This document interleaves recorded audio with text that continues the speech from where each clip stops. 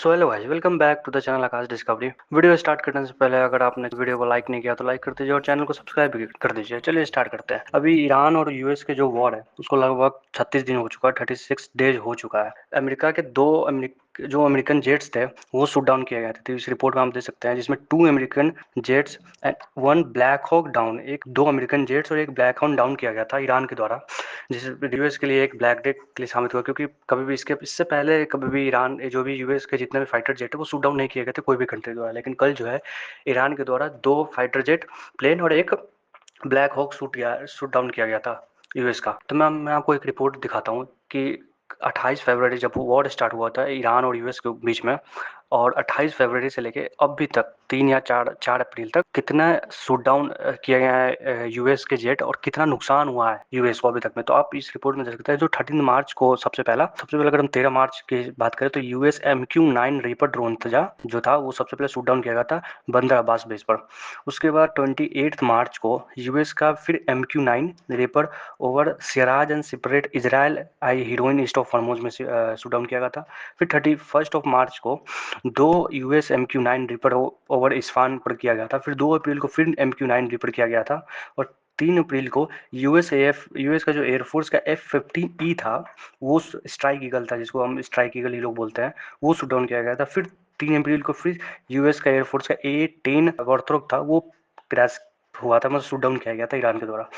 तो 28 फरवरी से, और अगर हम बात करें 4 या 5 अप्रैल तक, अभी तक इतने जो है वो ये नुकसान हो चुका है, बिलियंस ऑफ डॉलर का नुकसान हो चुका है यूएस का अभी तक का। जिसके बाद भी जब डोनाल्ड ट्रंप का अगर ट्वीट दिखेगा तो उन्होंने कल फिर ट्वीट किया था, और ये ट्वीट करके बताते हैं इस ट्वीट में आप देख सकते हैं कि our military the greatest and the powerful. ये तो हर ट्वीट में ही लिखते ही हैं। जैसे कि दूसरों के मिलिट्री जो है, दूसरे कंट्री के मिलिट्री एक बॉम्ब लेके, सुतली बॉम्ब लेके चल रही है, किसी के पास, सबकी जो अपनी अपनी मिलिट्री होती है पावरफुल ही होती है सब कंट्री की। तो अगर आगे आप बढ़ सकते हैं कि anywhere in the world hasn't even start destroying where left in Iran bridges next then electric power. ये बोल रहे हैं कि अगला जो हम अटैक अप कर रहे हैं वो ब्रिजेज पर, जैसे कि आपने रिपोर्ट देखा होगा कि कल जो है यूएस ने जो ईरान का सबसे बड़ा ब्रिज था उसको तोड़ दिया था, उस पर अटैक कर दिया था, उसको डिस्ट्रॉय कर दिया था। उसके बाद ये भी सोच रहे हैं कि ये इलेक्ट्रिक पावर प्लांट पर भी अटैक करेंगे।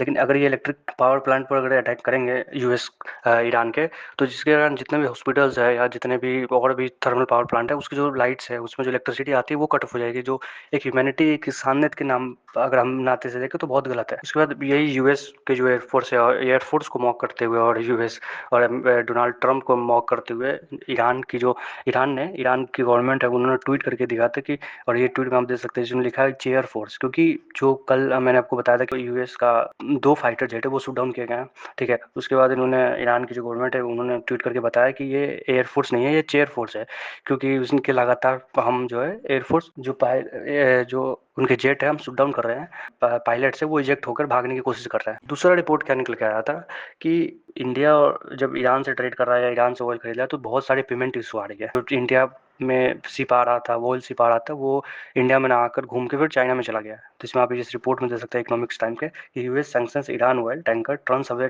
From the India head to China. लेकिन ये जो है ये जितने भी रिपोर्ट है ये गलत है, क्योंकि अगले दिन आकर और कुछ घंटे बाद आकर जो गवर्नमेंट ऑफ इंडिया है उन्होंने फिर ये जो जितने भी रिपोर्ट थे उसको इनकरेक्ट बताया था, गलत बताया था। जिस रिपोर्ट में आप देख सकते हैं factually incorrect, India reject payment issue claim over Iranian crude tanker diverts to China. इन्होंने पूरा ही सबको गलत बताया है कि ऐसा कोई पेमेंट इशू नहीं आ रहा है। जब भी इंडिया और ईरान के बीच में, इंडिया आराम से ईरान से तेल खरीद रहा है, ऑयल परचेज कर रहा है और गैस भी परचेज कर रहा है। तो ये दूसरी ट्वीट आप देख सकते हैं जो ministry of petroleum and natural gas का है कि news report and social media post of an Iranian crude cargo being diverted from Vadinar India to China due to payment issue are factual incorrect. उसके बाद India import crude oil from फोर्टेज country, और इन्होंने ये भी बताया कि जो इंडिया है अभी तक लगभग 40 देशों से ज़्यादा देशों से जो क्रूड जो है इंपोर्ट कर रहा है, विद कंपनी है full flexibility to source oil from different sources and geography.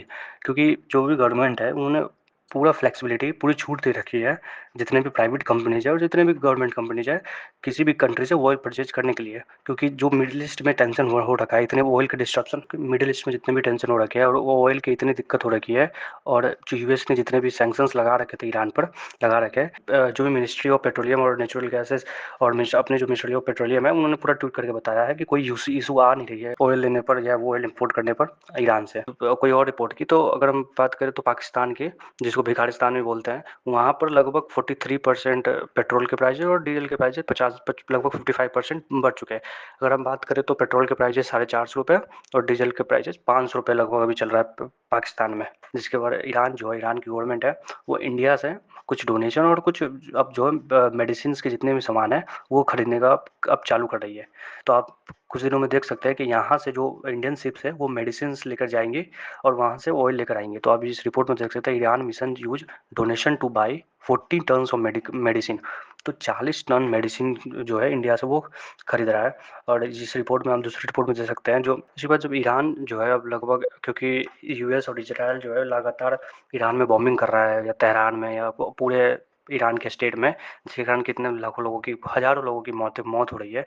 जिसके बाद ईरान जो है, ईरान की गवर्नमेंट है वो इंडिया से कुछ डोनेशन और कुछ अब जो है मेडिसिन के जितने भी सामान है वो खरीदने का अब चालू कर रही है। तो आप ईरान के इन्वॉय है उन्होंने सीधा बोला था कि जो हमारा एक फ्रेंडली नेशन है जैसे कि इंडिया हो गया, अगर जो हमें मेडिसिन सप्लाई कर रहे हैं या हमें मदद भी कर रहा है तो उनके लिए जितना भी पासेज है यानी कि जो भी से रास्ता है स्ट्रेट फॉर हॉर्मुज़ का वो खुला रहेगा, उनके लिए कोई दिक्कत नहीं आएगी। अगर इस पर कोई नई बातें या नई जियोपॉलिटिक्स चीज़ होती है तो हम आपको बताते रहेंगे। तो हम इस वीडियो को यहाँ पे एंड करते हैं। Thank you for watching. अगर आपने लाइक और सब्सक्राइब नहीं किया है तो लाइक और सब्सक्राइब जरूर करते हैं।